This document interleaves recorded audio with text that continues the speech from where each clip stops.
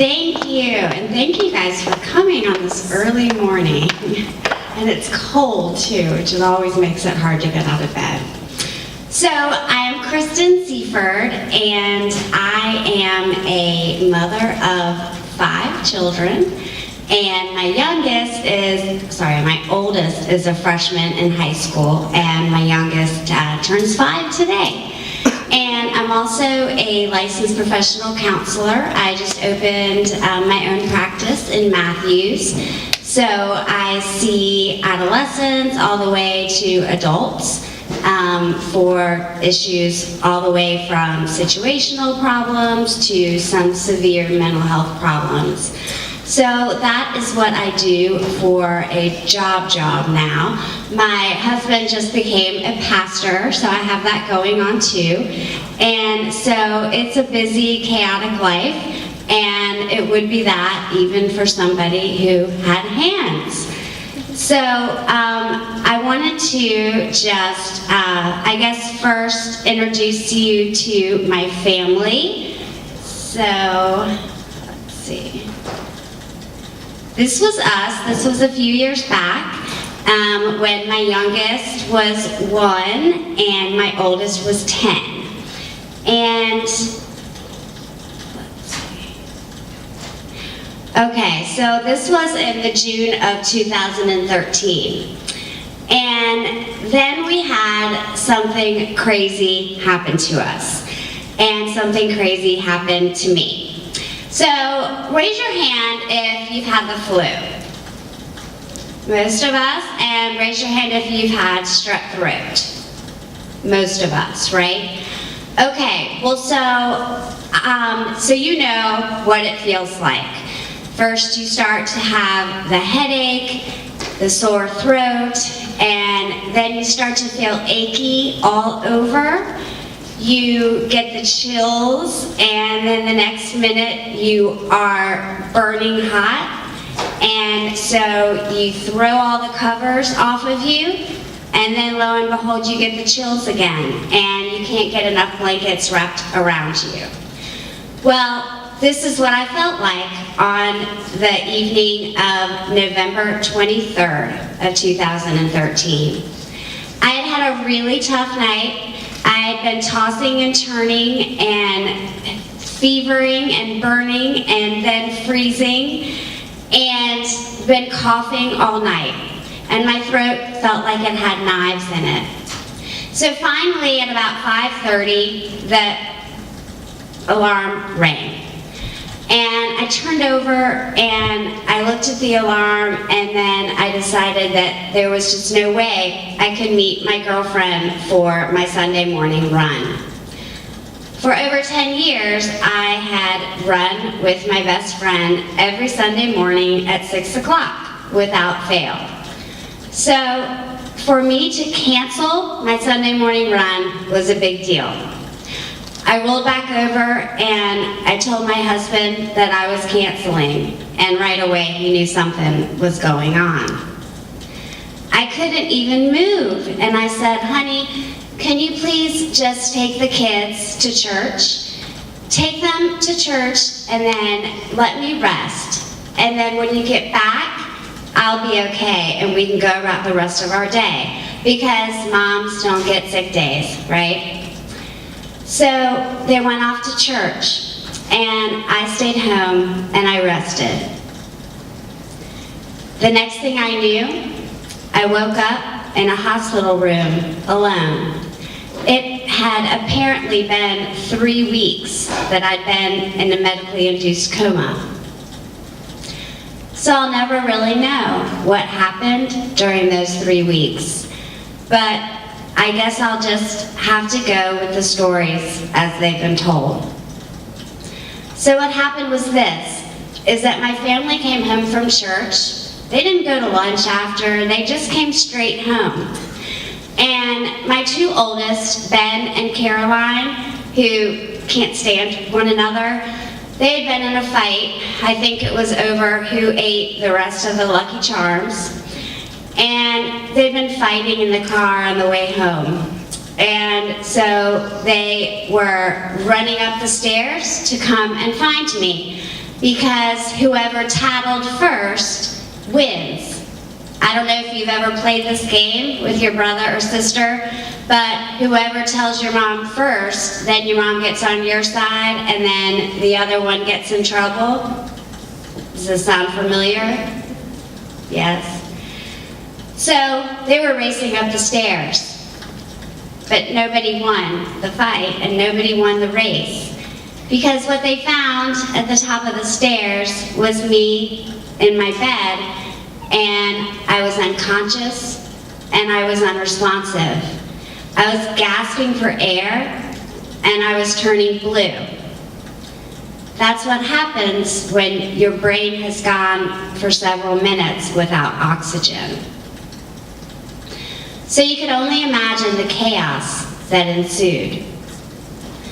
My husband performed CPR, even though he had no idea how to do it. The person on the phone walked him through it until EMS could get there, which they did. And my husband said goodbye, put me on the ambulance, and didn't know what would happen next. But they got me to Presby Matthews, and everything looked a little better.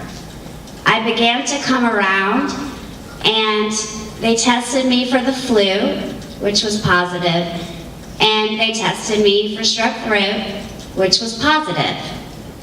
So they knew what was going on. But then the chest x-rays came back, and it was a pretty severe case of double pneumonia. Then I started to get worse. The blood tests came back, and they revealed something called sepsis. Sepsis is when any infection gets into your blood. So the strep infection had gotten into my blood. And what sepsis does, once an infection gets into your blood, is that it attacks your organs. And one by one, they start to shut down. Most people who get sepsis don't make it here to tell you about it. I started to get worse and worse as the day went on. I was intubated on a ventilator. I was on full dialysis. I was essentially starting to go brain dead. Everything was gone. The nurses and doctors and staff members were running around doing everything they could. But soon, they just started to apologize. They told my husband it was time to bring in our family. And all the doctors and nurses could do was say how sorry they were. They just kept saying, "I'm so sorry, I wish there was more we could do. I'm so sorry." And so they sat my family down, and then they just kept apologizing. The doctor said, if only she were at the main hospital, there'd be more we could do. But we just don't have the medicines and the machines and the training to do anything more. And my mom said, well, let's get her uptown. Why don't we just get her uptown and then they can save her? And the doctor just shook his head and said he didn't think I would make the transport. Well, my mom can be very persuasive. Anybody have a mom like that? Yeah. Well, my mom is like that too. All moms are, I think, except for me. At any rate, my mom convinced the doctor to give it a try. And so my husband, again, he said goodbye. He put me on the ambulance, and the ambulance raced down Monroe Road. And they got me uptown to Presbyterian, Maine, safely. So there was a big celebration. Now they could save her, everything would be fine, except I kept getting worse. So the staff at Presbyterian pulled out all the stops. They gave me super strong medications. Some of the medications were even experimental in nature. They flew in this bed from Raleigh that was called a rotoprone bed. And that's the kind of bed, it holds you upside down and then turns you in 360 degrees very, very slowly. The idea is that if they could keep me upside down and keep turning my body, the pneumonia would flow out of my lungs, and then I might be able to breathe again. There were a lot of dark days, and even many more dark nights.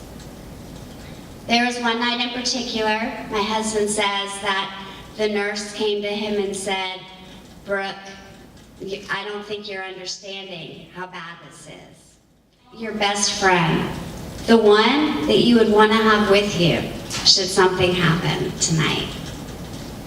And so he did. And then again, my husband, he said, "Goodbye." But I wasn't going to let go, and neither would he. So over the course of the next 3 weeks, I started to get better. My blood pressure started to rise. My organs started to work again. And I made it. And there was great celebration. I mentioned before that the day I got sick was November 23rd. By Christmas, this was my family.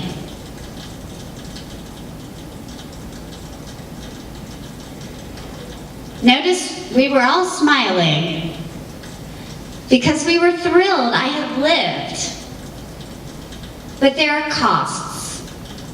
You see, the medicines that they gave me took all the nutrients and the oxygen away from my limbs to bring it to the middle part of my body where my major organs are. And so basically my hands and feet died. They were necrotic and gangrene and black and shriveled. I was an English major, but the best word I can come up with was just gross. It was obvious that they would need to be amputated. And so about a month later, they were. So I have, my arms are, they end right about there. And then this leg down here ends right below my knee. And then on this other leg, they were able to save most of my foot. So I don't have toes, and I don't have most of my heel. But I'm functioning, and I'm making it every day. Every day is a struggle. It's a little bit harder for me to get out of bed and get here than it is for you to get out of bed and get here. But I'm still getting out of bed, and I'm still getting here. So, this is what the next part of my life looks like after Christmas. There was a lot of rehabilitation therapy, a lot of physical therapists, a lot of occupational therapists, a lot of doctors, a lot of nurses, a lot of home health aides, a lot of people that helped me, a lot of people with careers that you might be hoping to have too.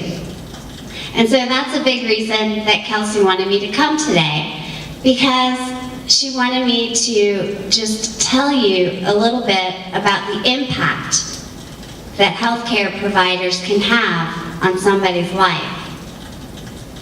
Because they've made a huge impact on mine.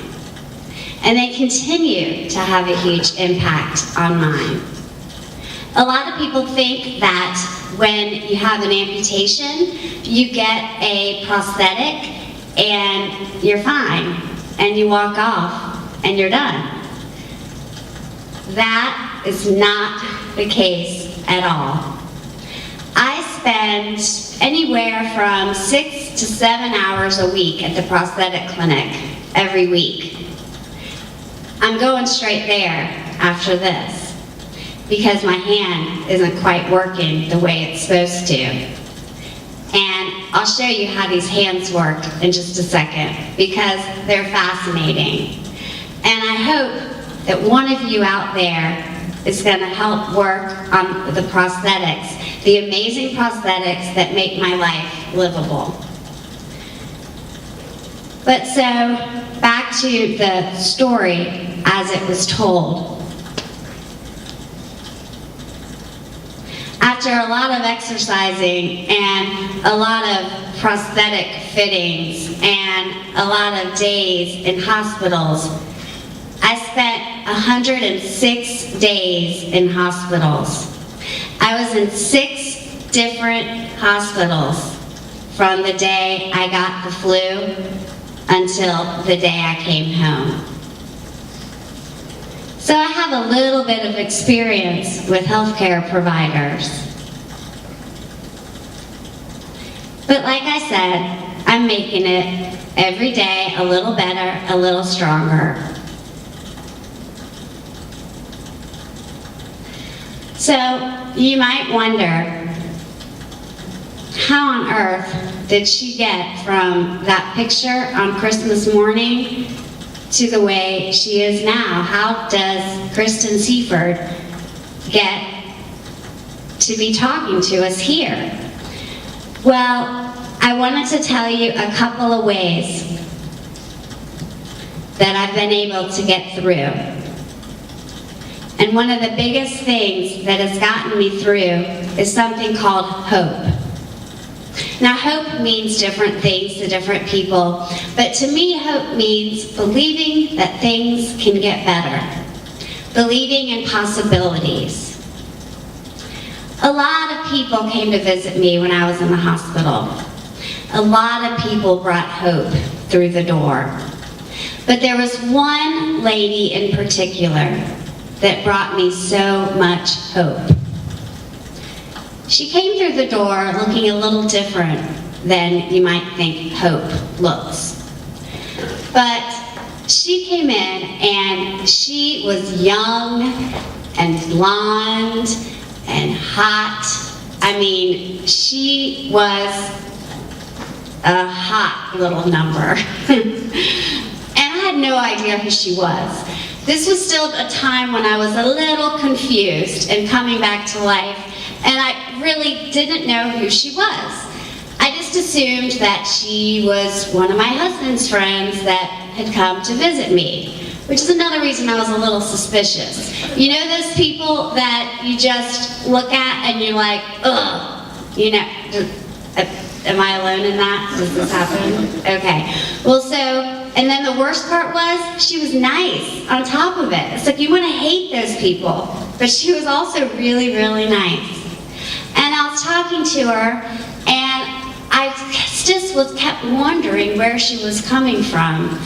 And then all of a sudden, I look, and she's lifting up her pant leg to show me her prosthetic. And I thought, oh my gosh, this hot, sexy thing that just walked in my door, she is an amputee. She's functioning. Well, gosh, if she can do it, maybe I can do it too. And so I vowed that if I ever got to a place where I was functioning, then I would go and I would talk to amputees too, which I have gotten to do. And it's just been super rewarding. And I've met some of the most amazing people. Amazing amputees, but then also amazing home health workers, and amazing occupational therapists, and amazing nurses. These people have changed my life, and I never would have been in the same room with them had this not happened.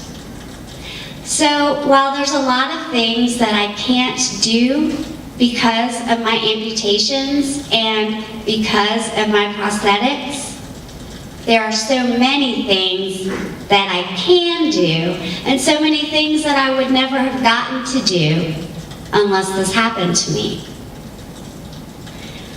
One of the questions that Kelsey had sent to me that maybe you guys would be interested in hearing was, what have some health workers, some medical workers, what have they done that is really helpful, and what have they done that is really unhelpful? I mentioned that there have been people that have been amazing and have changed my life. Well, some of those people are surgeons, like the one who saved most of my foot, but some of them are the people that brought me my food in the hospital.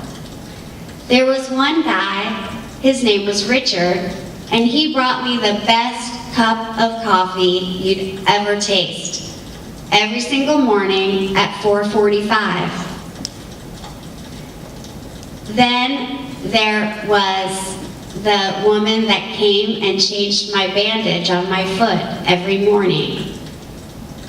And she changed my life. Because she was this little African-American woman with the biggest voice. And she would walk in and she would say, "Hey, sunshine!" And she would call me Twinkle Toes. My toes did anything but twinkle. But she cheered me up and she got me through every day. And so there have been people that have gone above and beyond. There was an occupational therapist that walked in one day and she said, "Guess what? It's my birthday." And I said, "Oh my gosh, Lena, happy birthday." And she said, "Oh, thanks. You know what I want for my birthday?"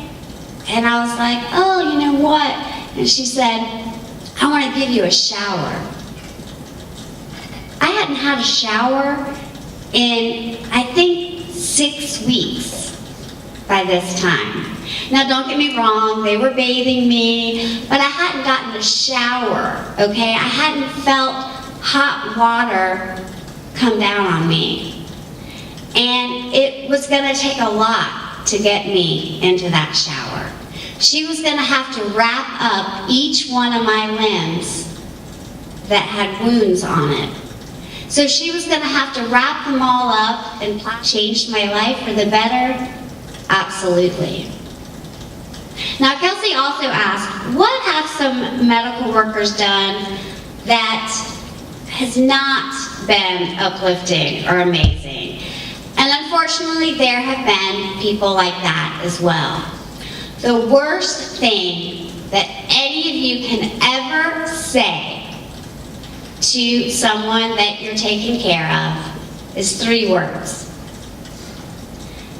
Not my job. I've heard people say, "That's not my job," and walk out of my room.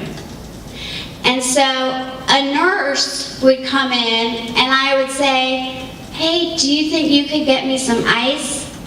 And she'd say, "That's not my job." And she'd walk out because that's what the nurse's aide was supposed to do. And now I realize that nurses are all busy, they're overworked, and they're underpaid, and they have a big job. But never say, "That's not my job." There have been people in the other direction where it was a nurse's aide that came in and I said, "Hey, I think it's time for my medicine." And this was the pain medicine that was going to get me through the next 3 hours. And I'd say, "Could you get my nurse?" And she'd say, "Well, that's not my job. You'll have to push the button." Well, I couldn't get to the button. I didn't have hands. But she said, "That's not my job. Don't ever say, that's not my job. When my kids say, that's not my job, oh my gosh, it makes me crazy. When I say, hey, Lauren, sweep the floor. That's not my chore, that's Maisie's. Oh, it makes me crazy. Don't ever say, that's not my job. I've gotten way off all the things that I wanted to say. But real quick, I do want to show you a lot of the cool things that I've gotten to do, not despite my disabilities, but because of them. One thing is, I got one of those cool running blades that you see in the Olympics. And that was a huge, huge motivating factor. I've actually gotten to run in some 5Ks, one with my daughter. Hang on. But I've still gotten to do so many wonderful things. Gotten to take my family to the beach. Gotten to take them apple picking. I've learned to swim laps without hands or feet. I've gone swimming with my family. I've gone swimming with dolphins, who don't care that I don't have hands, by the way. They don't either. I've gone back to teaching exercise classes at the Y. I got to go to Colorado for a whole week to go skiing. I had 3 private instructors teaching me how to do this without 2 legs. All expenses paid. I got to meet some other amazing, amazing people while I was there. People who their whole day and their whole world was about helping other people ski down a mountain and know that they could do anything.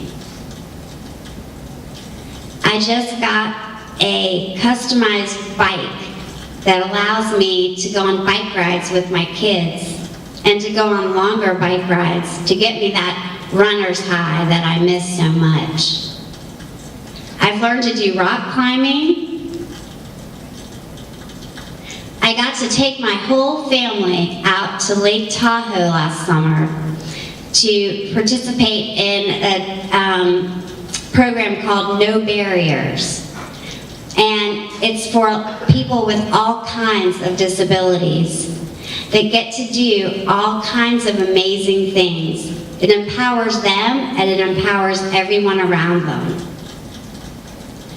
I got to go kayaking and paddleboarding and mountain biking.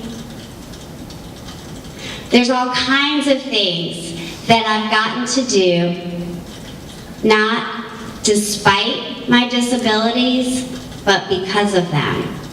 So never underestimate somebody because they look a little different than you do.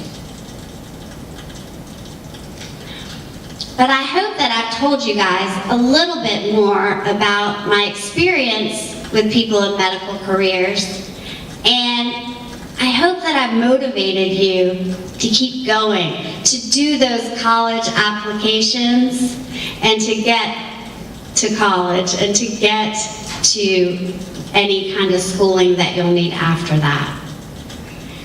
I want to leave you guys a chance to ask a question or 2. Anybody have one? Yes? What are some small ways that it affected your life that might be unexpected times? Okay, that's a great question. There are little things that you may never think of, but little things that I can't do anymore that I really miss. For any girls out there, you might relate to this. You know when you get your hair cut and you run your fingers through your hair and it just feels so good? don't get to feel that.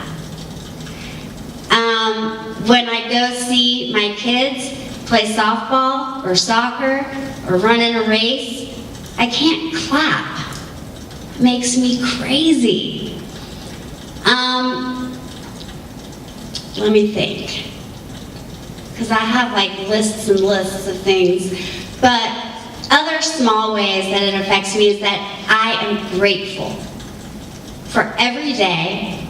And I'm grateful for a lot of little things that I used to see as obligations, but I now see as gifts.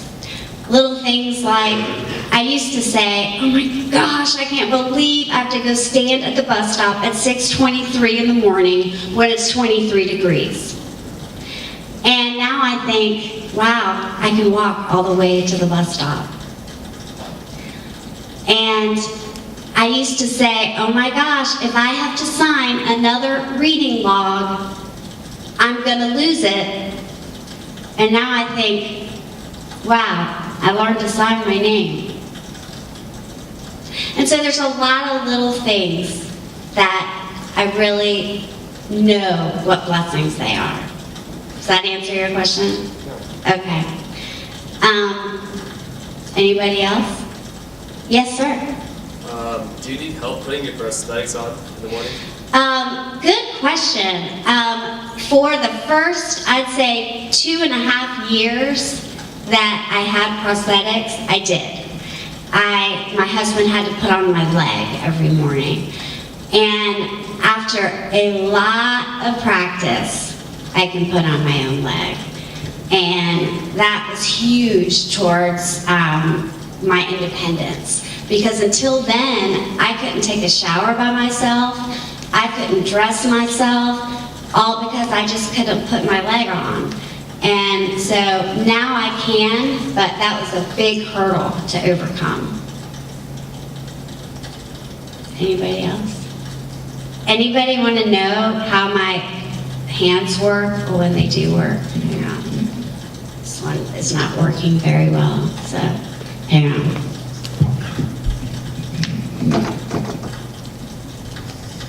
Okay, yeah, will you hold this? Yeah. Thank you. Okay, so, well, you know what, I may not even need it. Okay, so I have prosthetic hands that are robotic. How cool is that?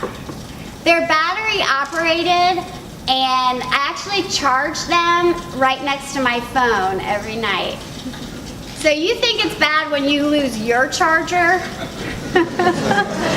It's really bad when I lose mine. But anyway, there is an electrode, actually on this is a test socket. I'm getting a new arm made. But you can kind of see there's an electrode right here and an electrode right here. And so the way it works is, well, Kelsey, let me borrow your arm. Okay, so when you pull your hand back, okay, so when you pull your hand back, or when you pull your hand down, can you hear me? Okay, when you pull your hand back, your muscles move right up here. Everybody, like, pull your hand back and feel the top of your arm, okay? Now, when you pull your hand down, on the bottom, that's where your muscles are moving. So what I do is, and so then when the muscles move, nerve impulses fire, okay? So when I want to open my hand, I pull my hand back. And so when I want to close my hand, I pull my hand down. And so I pull my hand back, and the muscles move, the nerve impulses fly, and then it goes through the wires to the hand and opens it, in theory, because this one is not opening today. At any rate, which really makes it for a bummer of a day when you don't have a hand that works. But anyway, so it was pretty hard to learn how to open and how to close, but it was really cool. They hooked me up to a computer, and I could see on the computer hands. Now, learning to open and learning to close wasn't too bad. It only took maybe a day and a half or 2 days. But what was harder was to learn how to open them halfway, or how to open them just a quarter of the way, or 3/4 of the way, or to open it halfway and hold it open, or to grab the microphone and not drop it, or to grab the microphone and move it up here. Because what happens is when I am bringing something above me or below me, you're wanting to only use these muscles, but what happens is these muscles move at the same time. And so inadvertently, those muscles are moving and those nerve impulses are firing, and then what happens? I drop the microphone. I didn't drop it today. So that does make things difficult. But over the course of 3 years, I've gotten a little better every day with it. But I still, though, I have to think through every motion. And so I really have to think, okay, I want to put the microphone down. Okay, open. And so I have to think, pull my hand back. And then when I want to pick up this binder, I have to, okay, pull my hand down, close. Okay, now don't move anything. I really have to think through every action. And that is exhausting once you do it all day. But it gets easier and easier, and essentially I'm retraining my brain, and so hopefully at some point it's going to just feel natural. So, any other questions? Yes? Is one hand easier to function with than the other? There is one. Is one hand, well, this one's much easier because it works today, but yes, in the beginning, one was much easier. I'm ambidextrous, so that has served me well. So, but not really, not anymore. I think it's just kind of settled out, so they're the same. But, well, I think you guys have to get to class. But, well, that was good. But thank you guys for coming early and for listening.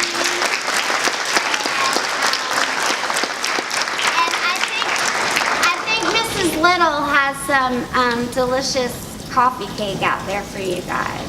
So y'all have a great day.